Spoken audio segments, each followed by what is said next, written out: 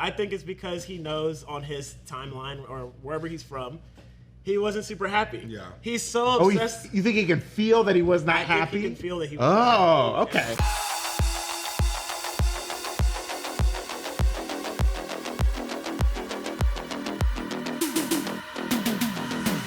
Welcome back to the Breakroom. The second episode of Loki was last night, and we've got a lot of questions. Like, were we too hard on that episode? Were people too hard on it? I don't know. I'm Brandon Barrick, who cares? And joining me today, he just escaped from a shrinking time cube. It's Eric Owusu. Hey, I can stretch my long dancer's legs now. Oh, finally.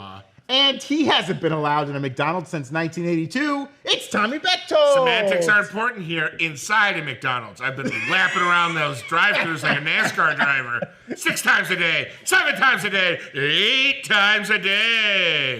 Tap dancing on the roof. Yeah. Ooh, I'm outside the McDonald's. Ronald's up there shooting buckshot at me. Can't catch me. Triangulating my position. I like that he's using buckshot. He doesn't want to kill you. No. He just wants to get you out of He there. just wants You me don't out. want to kill a customer. No. You don't want to kill a customer. He's like, that man accounts for 30% of our... Buckshot is the strong one. It's birdshot. Birdshot. Yeah, buckshot's the one that blows a hole in you. Oh, well, I'm sorry. Ronald's a killer. Stone cold. By the way, I want to start talking about my new business, the Buck Truck. What's the buck truck? It's a cube truck that's just a party 24/7. If you see the Buck Truck in your neighborhood, do not approach. Unless you're ready for a good time. Yeah. For a good time, rent a limo. For a scary good time, Get the Buck rent Truck. the Buck Truck. I kind of want to go in on this business venture with you. Congratulations, you're co-founder. My man.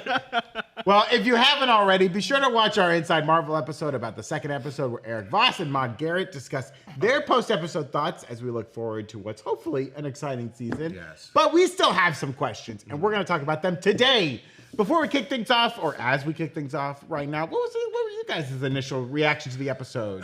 Confusion that led into skepticism, that led into, I think, cynicism, that then doubled back upon a second viewing to understanding, that led into appreciation, that has now landed me in a spot of like, oh, I was way too hard on this show. There's a plan, and they're just treating their audience not like complete idiots, and that's okay. That's good. That's kind of refreshing. I still feel like the ending of this episode, to me, felt like it all came together really fast. Yeah. And like it's kind of like... It's a quick resolution We probably to the all problem. experience things when we're writing something and we're like, oh shit, I got 2 pages left. And I have like 7 more pages of ideas. And you're like, well, this could just be a 2-line thing and an explanation. It felt a little rushed. Overall, though, I think the episode was much better than I initially had said. And Eric and I said as much when we talked this morning about how it was an interesting study in like evolving critique of something. Yeah. So, anyway. What about you, Owusu? What did you think about it? I had never said the word Bless what more than watching the first 30 minutes of that episode. That was very confusing. It did feel like, did I miss something here? I thought I missed an episode. I think one of the first comments on like the live Reddit watch along was like, did they load up the right episode? Like, Right. Yeah. But they're like Tommy said, they're trying not to spoon feed us. They're laying breadcrumbs and they're planning mysteries and they're developing intrigue so that we're not immediately like, I don't understand. Oh, okay, they fixed it. Yeah. So and they're setting up other problems for later down the line. That looks like, And we still don't know if the show is gonna play around with time. Are we gonna revisit this moment in a weird way that adds new context? Is there gonna be more time slipping? I don't know about that. Yeah, I had a lot of fun in the end. I love like that time cube segment was like great and very tense. A lot of good Hiddleston acting. Yeah. Good Mobius, Owen Wilson acting. Oh, in this man. one. Owen Wilson, to me, has been really, really, Yeah, really great. he's had a lot of fun this year. Yeah. It's a Wilson-assance. Yeah. him on. I think it's like... The awakening. I think that his, like, folksy thing that made him so funny when he was, like, in his 20s and 30s, because you're like, this guy's kind of got, like, an old man folksiness to him while still being a deviant. Now that he is, like, in his 50s, it like, suits him so much more to just kind of be like... I'm a little more patient than everyone else, and I'm a little more unflappable. Yeah. But I also am very serious about this job. Like the one thing he is serious about is saving the TVA. Everything else is just kind of like getting a slice of pie for him. Right. You know? I loved his knock joke to Brad Wolf. That was like a great moment. Yes. That was a lot of fun. Little industry wink. Yeah. It did take me a second to catch up to, I forgot about kind of like Loki's motivations in a weird way as the episode started. Where I was like, oh yeah, Loki likes the TVA. Yeah. Or he wants to like keep the TVA working in the idea of preserving the universe. Yes, I think it's deeper. It's self-preservation. He now realizes the TVA is really kind of his one chance at existing, right? He knows that, he can't go back He anywhere. knows that he's dead in the sacred timeline, right, or the main timeline. So he knows, like, he needs to have the TVA functioning to have any kind of, like, purposeful life for a man who's, quote, his glorious purpose. And that's the thing, too. I think because he knows he can't go back to the sacred timeline because Thanos kills him, he wants the TVA to exist so that everything can exist, but then also so he can have something to eventually rule. Yes. I think he wants to be the head honcho, the I big kahuna of the TVA. I think we're getting a very kind, gentle Loki that is only being 70% genuine right now. Like, he is so all in. Come on, he's Loki. He's At the end of Loki. the day, he has to act a little bit self-centered. Yeah. He can't have turned into Jesus Christ. This is the Where he's Lokiest like, I'll Loki. die for this cause. Like, He's the Lokiest Loki, right? He's the Lokiest Loki. He's the Lokiest Loki and I that think he ever wants lived. to rule with Sylvie. I think he wants his variant, which is the most narcissistic thing I think I've ever seen. It's beautiful. He wants his lady variant to be his queen as they rule the TVA and all of time. It's interesting because it kind of feels like it mirrors a little bit He Who Remains, who kind of just wants, like, pieces of him to be in charge with him, right? Like, he wants to have his influence. They're both, I think, in their own way, evil conquerors. Loki and He Who Remains, although He Who Remains is now dead. We think. Yeah. We think. Anything can happen. We think. I know he's dead in my heart. I can't sense him anymore. I will say 70% of the chat voted that they loved the episode. It was, I loved it, I liked it, and 70% liked it. So. There was a lot of fun moments, especially that whole opening sequence, the chase, the Brad Wolf chase. A lot of great Loki being Loki, like the illusion of all the punk rockers, the shadow that was part. great. Like, I loved that was like a lot of fun Loki. Because that was another part where I was like, why are they all of a sudden around all these, like, it's like this punk rock. The mods. I mean, if you've ever been to some big cities where there's like a main street that's super nice and bright lit up, and you turn 2 corners, and you are in some unsavory parts. I mean, that's basically Las Vegas, right? It's like the Las Vegas Strip, and then, oh my God, I need a bulletproof vest everywhere. I remember the first time I went to Vegas was the first time I saw a man bleeding without being concerned about it. Without being concerned. Like, he was just kind of like bleeding out of his chest, and he was just... he wasn't concerned. Yeah. I was like, I thought you were No, I was gravely concerned. He was trying to get some cigarettes. Oh, okay. I was Tony, like, I told you to not tell people that story about how we met in Vegas. You shouldn't have stabbed me, and I shouldn't have been smoking. You should have stopped me from smoking those cigarettes. Well, I was the person. One of our biggest questions from this episode that it still lingers in our minds, it has to do with Mobius. Yeah. Mobius doesn't want to know who he is on the timeline, and he doesn't seem interested. Why do we think that is? Because he said in this episode that, quote, that's the last thing I should be thinking about, and I'd like to thank the guy who kidnapped me and brought me here, which is some insane Stockholm syndrome. Yes. Yeah, did him a favor. I think it's because he knows on his timeline or wherever he's from, he wasn't super happy. Yeah. He's so obsessed. You think he can feel that he was not happy? I think he can feel that he was not happy. Okay. And so I think the only thing he remembers fondly was jet skis. Yeah. I think everything else was on fire. He probably had kids that didn't like him. Yeah. A wife That's that why was he loved unsatisfied. jet skis so much. Yeah, that was the only thing that was good to him because it was non-sentient. So I think he's happy at the TVA because he somehow feels that his life on the regular timeline was bunk. I'll go a step further than that. I think that this is actually genuine trauma blocking from Mobius. I think his life wasn't just unhappy. I think it was tragic. And I think he's one of the few people that has voluntarily had his mind wiped. Once he was kidnapped, or I think he may have even seen another person getting taken by the TVA and voluntarily went with he was them. like, take me with you, please. And then I could even see the jet ski things, as I've been saying, not even being a real memory of his, but like He Who Remains, okay. or another hunter, or a judge being like, well, what memory can we put in? I don't care. Jet skis, something like, I don't want to think about what happened to my family, my wife, my kids, whoever. I think that his inability or his unwillingness to tap into what his life was like in his timeline is out of preservation. He is not processing grief; he's blocking it. Yeah, that's what I think. That's a good way of thinking about it. What a 180 from the beginning of the episode. We're focused now. I was considering too the idea that he's been around, he's been on the timeline a lot, right? Yeah. He's been an agent, he's worked, he's brought in variants, all that stuff. So he's seen the reality of what life is like on the timeline. And, there's a possibility. If you're going to roll the dice and be like, throw me in a random body on Earth, what are the possibilities that you wind up in a good situation, right? Slim to none. Like, because there's a good chance you'd be below the poverty line somewhere. And in some places, that's a real bad place to be. Yeah. Also, you don't know what time you're from. We don't know that everyone's from the same time. It seems like Brad Wolf was, Hunter X-5 was pulled from the 70s, right? We saw a version of Renslayer's office at a school that looked very modern. Yeah. So, there's a chance you go back and you're like, oh, I was the guy who got fed to lions by the Romans in the Colosseum or something like that. It's like, do I want to hop back into that? I don't know. I like to think that there's some TVA in place that are just really bad at confrontation, and they have a really awkward meeting coming up with someone they wanted to break up with or something like that, and they're like, just take me to the TVA. I'll just leave because I don't want to deal with having. I kept a book 2 days past its overdue date, and I just can't. And it will bankrupt me. Yeah, I can't. It'll be interesting to see if we learn that the people who were pruned from the sacred timeline and working for the TVA, if they're realies down on their primes down on the timeline are important people in some way. Brad Wolf, I assume he was already a movie star, and X-5 just hops into that.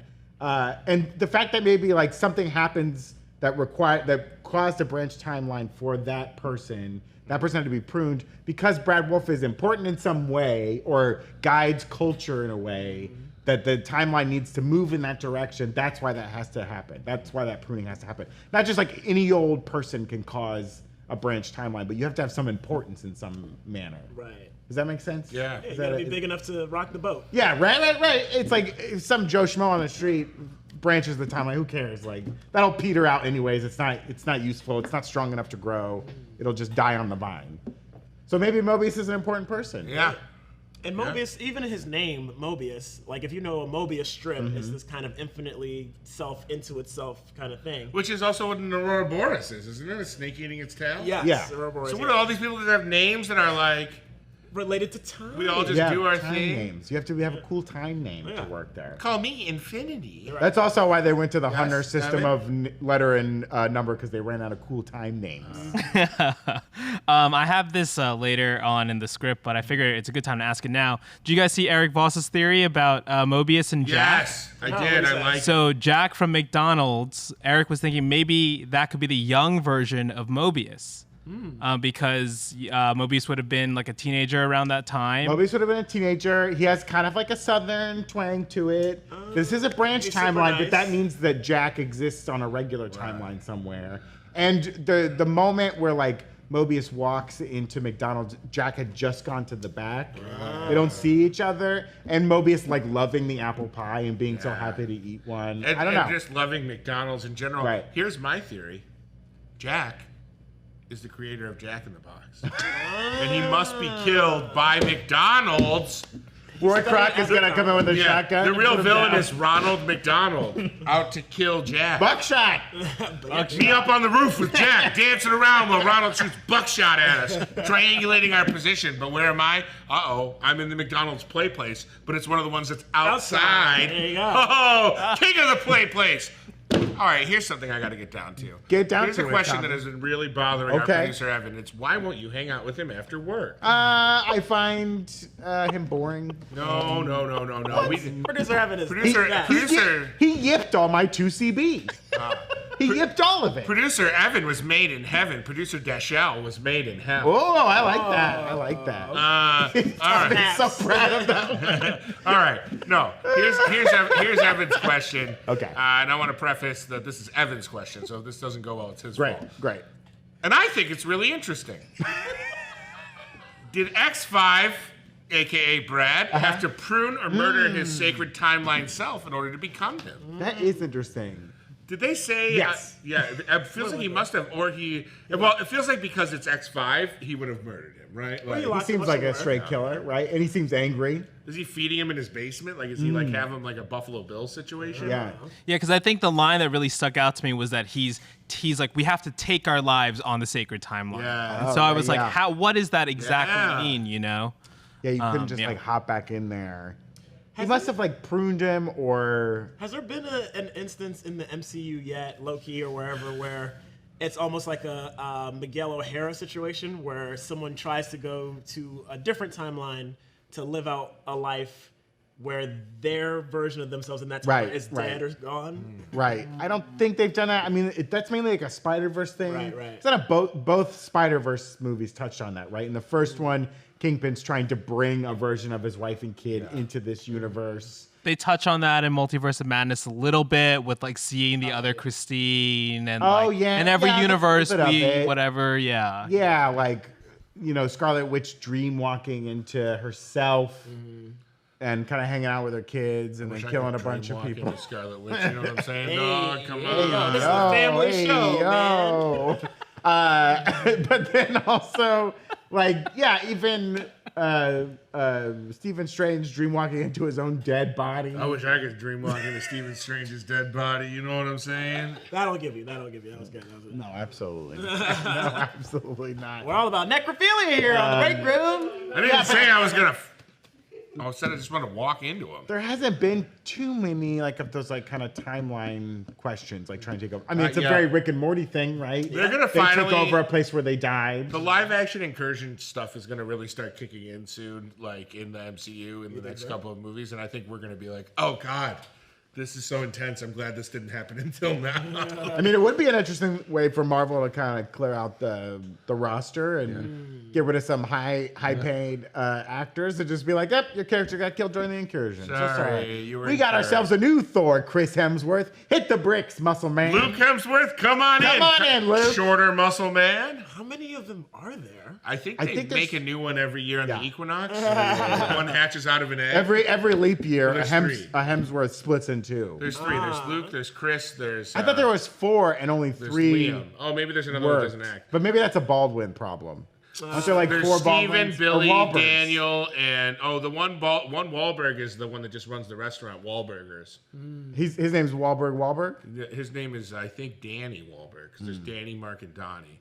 God, I know too much about things that don't matter.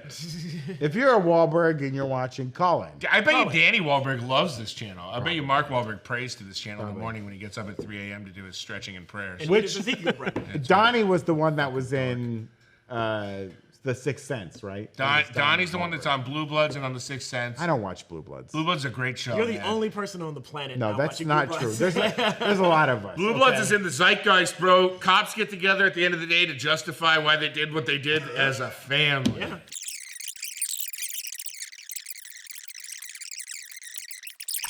Do you think so? You guys both think that like the original Brad Wolf was killed? I think he's got an arc on Blue Bloods coming up. Yeah. I think X-5 killed Brad Wolf. If he was killed or pruned, do they need to go back and fix him, or is there just no Brad Wolf on the Secret Timeline anymore? I think maybe. Yeah, I guess we still haven't differentiated the difference between killing and pruning, right? So I think he's been pruned. I think he's in the void. I think they can go get him and put him back. I think wipe his mind maybe a little bit. He's essentially in the recycling bin. Can we get a shop vac over there to get on whatever dust is sending our production team into a sneezing fit? Dashiell's got to sneeze. Turn the vents on. Evan sneezed. Yeah, that one was me. Evan, how dare you? Evan said he couldn't taste the bagels this morning and that he's running a fever. We're fine. Oh boy. I gotta get a bagel on the way out. Yeah, please don't try those. Those aren't bagels anymore. Oh, They're no. co-bagels. Listen, I think he pruned him. I think the void is pretty over. I think the void is like me, December 27th. Okay. All my clothes still technically go over my body, but they no longer fit. So he's there. They're gonna go get him and put him back on the timeline. I think probably we'll see. So that the Zaniac cinematic universe can continue. They'll pick him up and like he'll have his life saved, and the only thing he can muster is like the crew and cast of Zaniac. Thank you. Like he won't even be appreciative that he's alive. Did it seem like Brad Wolf had been on the Secret Timeline for a while? Because it seemed like he had a memory of filming Zaniac, right? He was kind of talking like, did he? We don't even know if Brad Wolf was like a movie star, right? Did he do things to make Brad Wolf? Well, that's what I'm wondering. And time works differently in the TVA. Right, he could have been there for a long time. A couple days in the TVA could be years down on the Sacred Timeline in that period. And I'm not even 100% sure how it works. Like if you go to 1973 in a timeline where Brad Wolf becomes a movie star in 1978, do you get to live those 5 years? Right. And then is it just if Loki and Mobius jump to that date in 1978, they catch you at that time? Yeah. It's not linear, right? We learned this from Michael Keaton in The Flash. It's like a bowl of spaghetti. Yes. Oh yeah. Yeah, that movie completely followed all its rules at all times that it established. Unequivocally. Well, Indubitably. let's talk more about X-5 and like the plot there. When he goes down to be Brad Wolf to take over. This guy? Yeah, the weird like no, He holds it's it- crossed, right? No, it was like He holds it like quarterbacks hold their shoulder pads. let's when they're all giving interviews. Wolf. Let's all X-5 right Well, now. when you so quarterbacks do this because when they take their helmets off, and football players, when you take your helmet off, your shoulder. I know. pads, I don't know why you're telling me. Your shoulder I play pads. a lot of football. Your shoulder pads ride up on you because your helmet kind of naturally knocks your shoulder pads down so that your like areas can breathe. But then when they give their interviews after games, they want to be able to be seen because their branding in football is very hard because you wear a helmet. So they take their helmets off. So they have to hold their pads like this to talk because otherwise they'd be doing all their interviews like this. Great.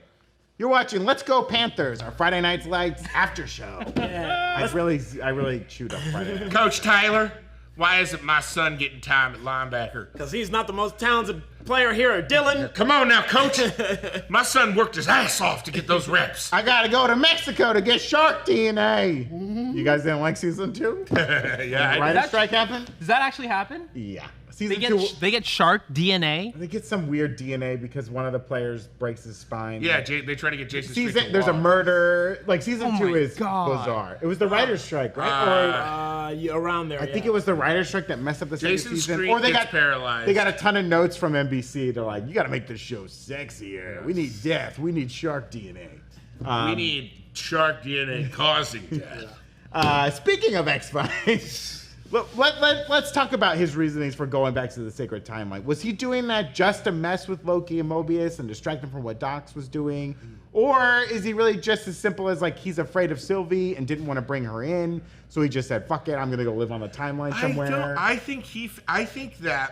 think this to me solidified my opinion that Brad Wolf came first, then X5 is a variant of Brad Wolf, the movie star. Okay. I think X5 discovered that in his timeline he was a movie star, Right. and was like, I think we see that this version of him we see is inherently selfish. Yeah, and is a good actor. The Like, hint was there in the first episode. When we Right. first meet him, he's like, don't you want to know what's going Right. on? You know, like, right, what's up with you and these jet skis? right. You know, like, but because they all just got like orange pilled, we'll Yeah, say. sure. They got the knowledge that like what they're doing is a lie. They bit the apple. Yeah, they bit the apple. They know too much now. Yeah, and I think that the interrogation scene kind of solidifies the performative nature of Brad Wolf, right? Mm-hmm. Like he's giving a performance while being interrogated, not even in sense of like lying. He's giving a performance in the sense of like psychologically matching wits with them and being like, not letting them read, being kind of unreadable or whatever. So I do think maybe there's a little part of him that's like, I'm gonna give Dox more time. Yeah. I also just think he's trying not to get killed. He wants because to stay on the timeline. Yeah, he wants to go back and be Brad. I think he's in the business of Brad Wolf. I think that he's let Brad be Brad. yeah. Let the Brads be Brads. Wolf. Da da da da da da. Let the Brads be Brads. I don't know. You won't sign off on that at all. No. You're like, I can in good conscience. You are appropriating rap culture. Anyways, Brad Wolf. no, it's fine. Keep doing your variation of slam. You can't mess with Slam. It's part of the sacred timeline. That's true. It's unmesswithable. I don't know. I think Brad Wolf was kidnapped and brainwashed to become a hunter, Oh, to okay. become X5. Oh, yeah. So then when it was revealed that the three things were false and they were all snatched from the timelines, Right. he kind of had an opposite of Mobius's thinking. Yeah. Mobius was like, I don't care what's on the timeline. Right, I'm right. happy here. Well, that makes sense. X5 was like, wait a minute, what was on my timeline? I was a movie star? Shit. Like, Yeah. Why would you not want to go back to that? If your whole life that having your mind wiped is like wearing tactical gear, running around and grabbing people from timelines, interrogating them, pruning them, Poking putting them- people. and then you're like, well, no, there's another life where you wake up, a person drives you to a set, they put makeup on you, you get to eat whatever you want, you probably sleep with a million different people because you're an attractive movie star, you get to go to parties, everything's basically free for you. And It's you the get paid- 70s, it's mad and- yay. Yeah, 70s. exactly. You get paid an insane amount of money to just live and party and act. Wouldn't you be like, great, I want to do that for as long as possible. I don't care about anyone else anymore. Yeah. So he's kind of like Cypher from The Matrix. Yeah, It's yes, like, very bring me much back like in. that. Very much like that. What about his weird relationship with Dox when they touched heads? I don't know. I mean, like- clearly is like trying to help her do her thing, But I do believe him in a way too that they found where Sylvie was, and he was legit scared of her or like afraid of her power, or maybe he saw her utilize the little time. He Who Remains his power watch at some point and was like, we cannot beat her. But they didn't bomb her timeline, which is the other weird thing. So did he not tell Dox where she was? I don't know. I feels like he definitely didn't, but it was like also like, but remember he did, or because they don't bomb, or maybe they do. They were gonna bomb hers, but they were able to stop it before hers got bombed. No, because I'm trying to remember. They go into the McDonald's, right. and he doesn't want to go in, right? And then finally he confesses why, right? And it's like, oh, they're gonna take this whole place out. So I think it's just he did, but maybe he delayed. Maybe he knew once any of that came up, the jig was going to be up for him in the 70s. So he purposely made that the last stop on the Dox Express. Yes? Yeah. And it's also like you could view it a little bit more like general, right? It's like if he knows they're going to prune every single right. Then he just knows every single branch. Yeah, it's like he could be in danger at any point. Yeah. Right? And he figures a one-on-one confrontation with Sylvie probably means him dead. So he's like, I'll just tell Dox. Yeah. Dox will knock it out. And they were able to stop it before Braxton, Oklahoma branch time. But if they had pruned Jack, that would have caused a riot. And speaking of riots, be sure to check out our nerdriot.shop, where you can always grab the latest and greatest new Rockstars gear. Whoa! Whip them out. It's Mobius pies. Check out our new line of merch inspired by that trickster with glorious purpose. Speaking of glorious purpose, look at these glorious designs, including our very special Breakroom's Later Gator shirt. Later Gator. I've been promised that I'll be getting one next week. I can't wait. As I said, these shirts, the quality of these shirts is incredible. They're very soft. They fit really good.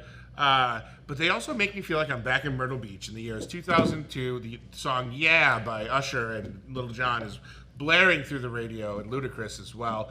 And I'm going to Mother Fletcher's to use a fake ID to get a rum runner, and then I'm going to pass that ID backwards. Oh, Mobius jet skis, guys. By the way, going to these shirts, going to the shirt shop is one of the best ways to support our channel. And you can check out all of our great merch options over at nerdriot.shop. We also make these in a baseball style tee, which are just so fun. And the ladies love them to wear them. I'm not saying they love them. And the men love them too. And the men love them too. And basically any gender identification can wear a baseball tee and look great in them. It doesn't matter. We love everyone. All people are allowed to wear our shirts. They should be happy to wear our shirts because we support you and love you. Our Loki merch will be coming very soon to the site, if it hasn't dropped already. And it's out. It's out. Hey, it's out. Old copy. And don't forget to subscribe to all 3 channels in the New Rockstars Network. Of course, there's the Breakroom, and then there's New Rockstars and Deep Dive. Since we're running low on time here, do we want to just do some chat questions? Yeah, give us some chat questions. Talk to the chatters. I like this question from Ellie Finelli. Could Obi and Kang have made the TVA together and Obi was kicked out social network style? Oh, I love that. First of all, I love that reference, and that has been something that I've been noodling with. I've got a lot of weird theories that I've spit out over a lot of different shows, and I can't remember what I've said where, but one of my theories is that Obi is an android created by Kang. Oh, like Westworld style? Yeah, and kind of like, or a synthezoid, or something was Obi like that. listen, Kang, just call it TVA. Drop the the. Yeah. Oh. I think I've made that joke 100 times. You know what? It works for me every single time. I love that question. Great question. What do you guys think? Yeah, I there's obviously some weird thing with OB. The fact that he wrote this book that no one will read. Someone opened the book already. They opened the book. Casey memorized. We haven't seen someone like Casey an OB variant? Oh, that's a good question. Do multiple variants, other than Loki and Sylvie, have multiple variants existed in the same place? They're usually not together because when 2 variants are together and they touch, things get weird. Every time they touch, it gets so weird.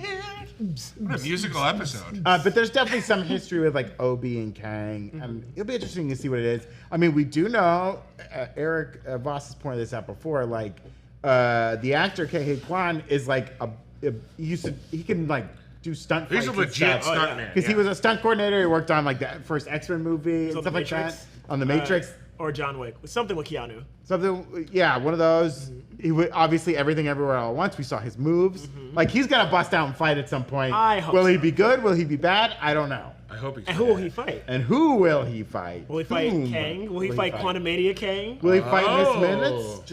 So he better not lay a finger on Miss Minutes. But she's so evil, y'all. No. She's just good at being bad, y'all. She just needs a man's touch. She's not bad. She's just drawn that way. She needs someone to set her minute hand 5 minutes back. No, don't look at me when you say that. Evan, please move us along. It looks like we're going to spring forward. Oh, come on. Time to set They a outlawed course. that. We don't do that anymore. I'm going to fall back into the sheets with Miss Minutes. All right, what's the next question? Brandon, you and I were talking about this a little bit earlier. Paul Little asks, why were the hunters and other TVA workers all sad about the pruning when that was their whole mandate for its entire existence? Just because they know that they were all real people once? Yeah, I think it is that weird thing of like, everyone that worked at the TVA didn't know they were variants, right? And they're just doing their job, and they feel so separated from everyone who lives on the sacred timeline. They're pruning them. They may not. I don't even know if they knew what pruning did at the time. If they knew of the void, I don't know.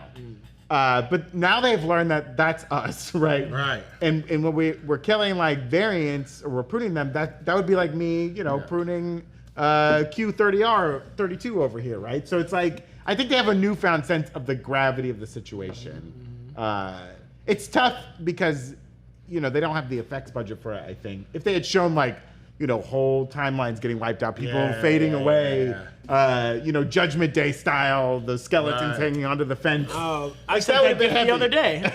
That would have been heavier, and I think as the audience we might empathize more. Because us, it's just like bloop, bloop, bloop, lines on a chalkboard. So that's the thing. So with the time loom being overloaded with all these branches, or whatever, maybe I missed something. I don't understand what is creating these new out of thin air infinite timelines to flood the loom. Yeah, I think it's just any normal timeline, unobserved, unmolested, would create branch time. Don't laugh at the word molested. Interesting. It's a scientific word. Look up what it means to mess with is the first thing. Mess with. I mean, it's just a word. Yeah, okay. It's a scientific word, Evan. Move on. So as you're molesting the timeline. Right. With your big thumb. Any normal timeline, right, is going to split and branch on its own. That's normal. That is normal behavior. That's what the Celestial said should happen. That's what's going to happen. It happens everywhere. And it's happening, and Kangs are aware of it, and Kangs are fighting each other, and that's what happens. Can't see shit. God damn. Can't see shit. Oh my God. Can't see shit. Let's fix this immediately. He who remains, right, creates... Oh, thank God. He who remains creates the TVA for the purpose of hiding from all the other Kangs. So think of the TVA as like a ship flying through space, and its fuel is the timeline, the sacred timeline, which they've built this machine that in order to hide from all the other Kangs, they need to prune all these timelines, and it feeds into the loom, and that's what runs the machine, that's what runs their ship, that's how they're sailing through space. Now that He Who Remains is dead, whatever guardrails he had in place are broken, and now the timeline's splitting, and just basically the TVA can't handle it. Like the loom cannot handle it. You could maybe retrofit it to be able to take on all these other things. You could build a whole new loom that can just handle all this new energy, but it basically can't. So it's not that the timeline's doing the wrong thing. It's that like the device they've built to attach to the timeline can't handle it. That's how I see the situation. Does that make sense? Yeah, James? absolutely. Does that seem like it makes sense? And He Who Remains was overseeing that, making sure it ran right. But now he's right. dead. And Miss Minutes was running it, right? That's what OB says. Like I come here for diagnostics every now and then, but Miss Minutes is running the day to day. Miss Minutes is now gone too.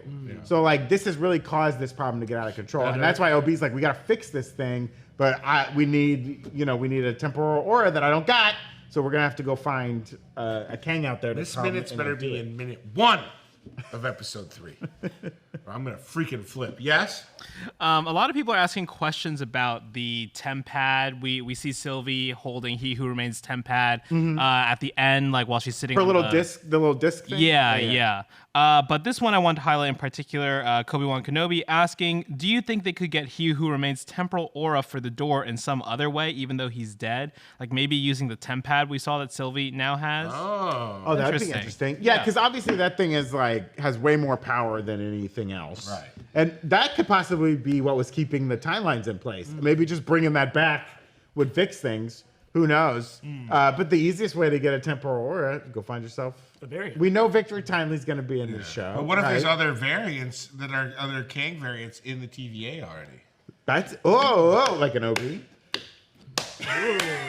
But when if he was a Kang variant, would he just go away? Oh wait. Yeah, it would. Maybe he doesn't know he's a Kang Maybe he variant. doesn't know He's been wiped. because he's like a white. The only person who knows how to wipe properly in this entire TVA is He Who Remains. Well, and that's another thing. If Victor Timeline, I guess we don't know if Victor Timeline. Victor What a time. chode. I guess we don't know What a if chode. Victor Timeline. Yes. I guess we don't know if Victor Timely is on the sacred timeline or if he's somewhere else. Because if there was like a Kang living, he doesn't know he's a Kang, and it's not He Who Remains. I don't know. Or is this a Kang that slipped in as soon as the 616 started branching? He slipped in as Victor Timely, and he's going to start from the bottom. I'm so confused. You ever slipped in a Kang? I've slipped in a few Kangs in my life. It's not a bad way to spend a weekend. Evan, one more. One more. We've taken 3. There's so many good ones. Give us more. All right. T was here asking, did you ask, could it have been Kang the Conqueror on the recording in the first episode instead of He Who Remains? I can't remember if we talked about it could this be on here. anyone, right? Yeah.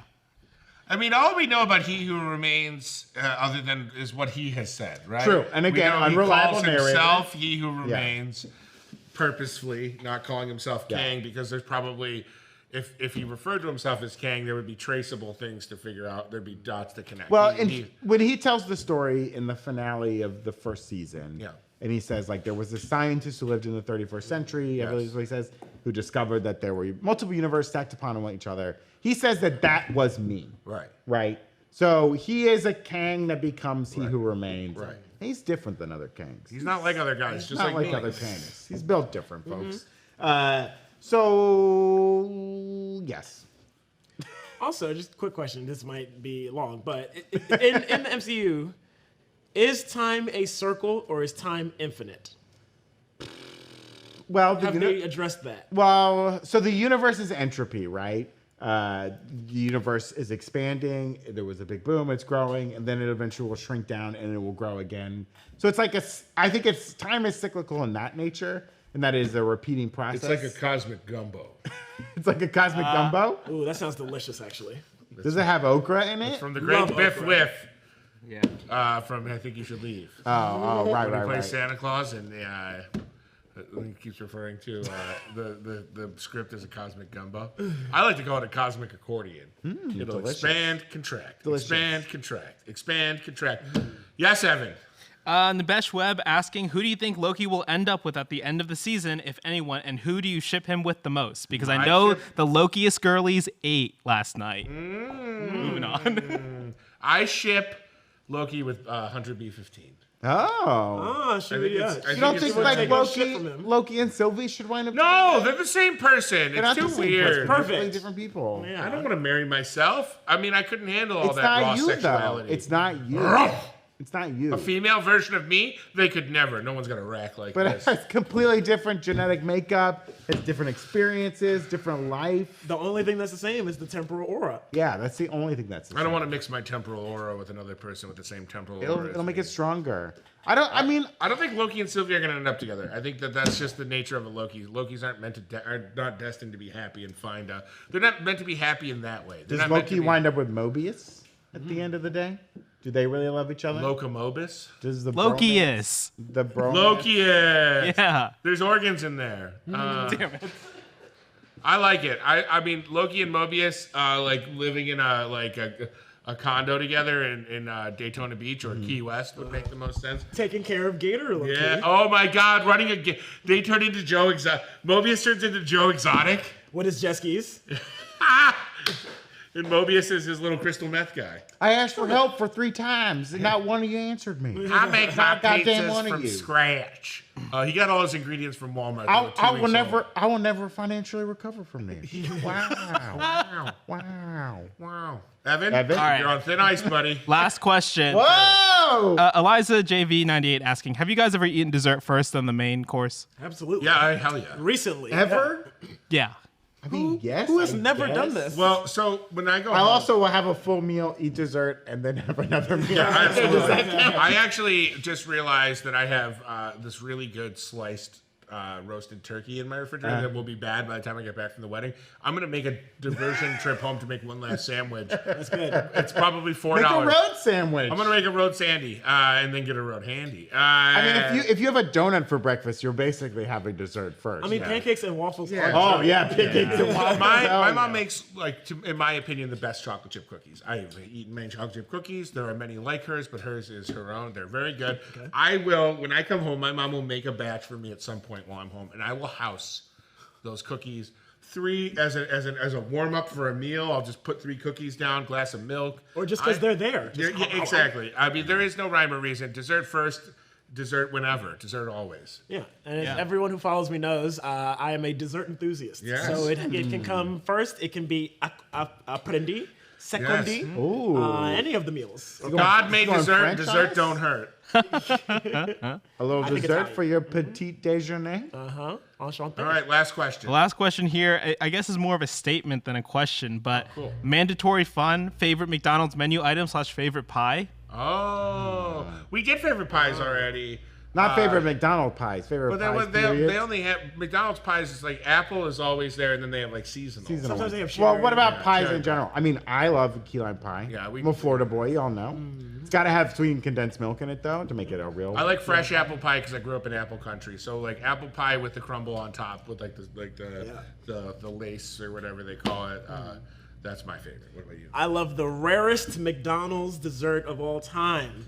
The McFlurry with Oreos in it, because the McFlurry machine is always fucking broken. Yes. But in terms of a McDonald's menu item, my favorite of all time, I know they're bad for me, but when they're fresh, well, everything's The bad whole for me. menu is what you're saying. No, but when they are freshly out of the whatever they're made in, those damn chicken nuggets fresh out the oven. I don't care what they're made from. Don't talk to me about the videos. Ribs mostly. Yeah. I'll eat a whole chicken. I don't care. Yeah. I'll eat every part of the chicken. I hope there's beak in the nuggets. It's The beak mostly is what beak. makes it good. It's mostly. You've you- never seen that video of them making the I don't nuggets? know, and I don't want to. I don't want to talk about it. When Big Macs were good, they were great. They're not great anymore. Yeah. But I get a quarter pounder with cheese, add shredded lettuce. Here's what you do. Add Big Mac sauce. Yeah, I should start doing that. That is a great. That's the I secret. should start And I used to doing be like that. so apprehensive about adding my cute little Big Mac sauce, but then I go up there and evidently everyone does it. Because I'd be like, oh, I don't want to ask for that. That's when they'd probably be like, well, we can't play God with the sandwich. I'm like, can I get a double McDouble with Big Mac sauce? And they like they have it entered in before I even. No, that's why I use Uber Eats. So you can shamefully add whatever you want. You don't have to look a human in the eye. right. And then you say, leave it on the doorstep. I use- Don't ring the bell. Don't look back at it. I use Uber Eats so I can accomplish 2 things that I love: killing on a rideshare driver and getting my food. That's it for us today, guys. Make sure you subscribe to the Breakroom channel on could YouTube and give us a follow on Twitch, where we do these videos live. If you didn't notice, today was live. What? And until then, you can follow me at Tommy Bechtold. Eric, where can they follow you? Eric.kay.owusu on IG. There you go. And Follow me at Brandon Barrick. Barrick. Later. Happy Friday the 13th. Bye.